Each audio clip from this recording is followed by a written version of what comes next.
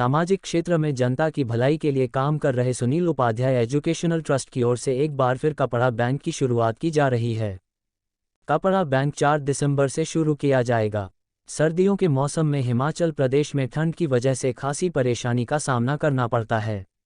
यह परेशानी गरीब तबके के लोगों के लिए और भी ज़्यादा होती है, क्योंकि उनके पास पहनने के लिए कपड़े नहीं होते।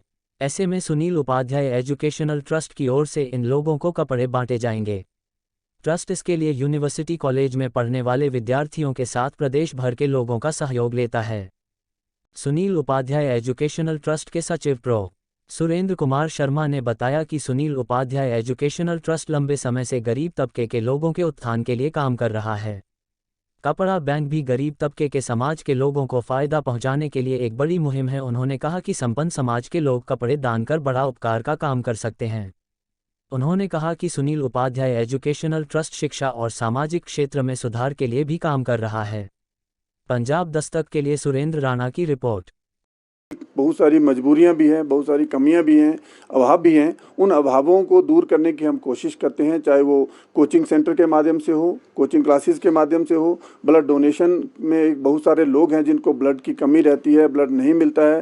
सुनील उपाध्याय एजुकेशन ट्रस्ट पूरे शिमला में और हिमाचल प्रदेश में जहाँ भी ब्लड की ज़रूरत है, हमारे वॉलंटियर्स वहाँ पर उनकी हेल्प करते हैं।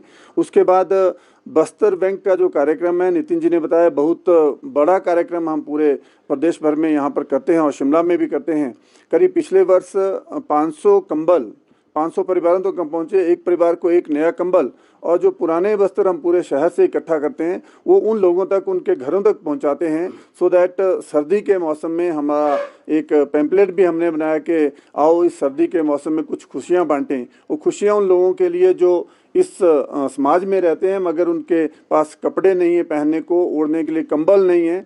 तो कुछ तो ऐसे भी वाक़या मिलते हैं कि रात को जब हम कहीं पे भी किसी बस्ती में गुजरते हैं तो वहाँ पर कुछ लोग बिना कपड़ों के बड़ी ठंड में ठिठुर रहे होते हैं, तो हमारे कार्यकर्ता वहाँ पर जाकर के चुपचाप वहाँ पर जाकर के उनको कंबल उड़ा के अपने आगे चले जाते हैं। ऐसे एक कार्यक्रम सुनील उपाध्याय एजुकेशन ट्रस्ट कर रहा है।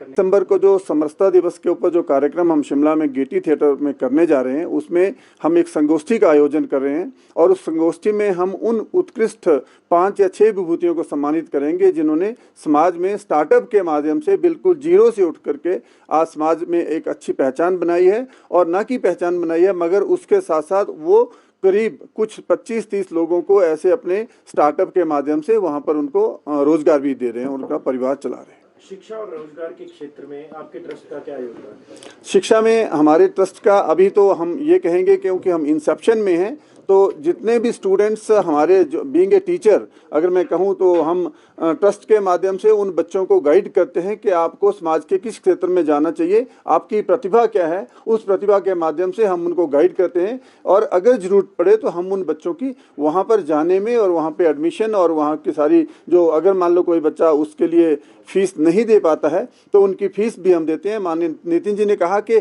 हम वो फीस उस बच्चे को नहीं बताते हैं क्योंकि एक हमारी ट्रस्ट का अपना एक इशू है और एक रूल हमने बनाया हुआ है कि उसके माध्यम से हम उन बच्चों को नहीं, उनके माता पिता को जरूर बताएंगे कि क्योंकि उनके माता पिता के माध्यम से एक एप्लीकेशन आता है, उस एप्लीकेशन को हम अप्रूव करते हैं और उस बच्चे के इंस्टीट्यूट में उस फीस को हम जमा करते हैं।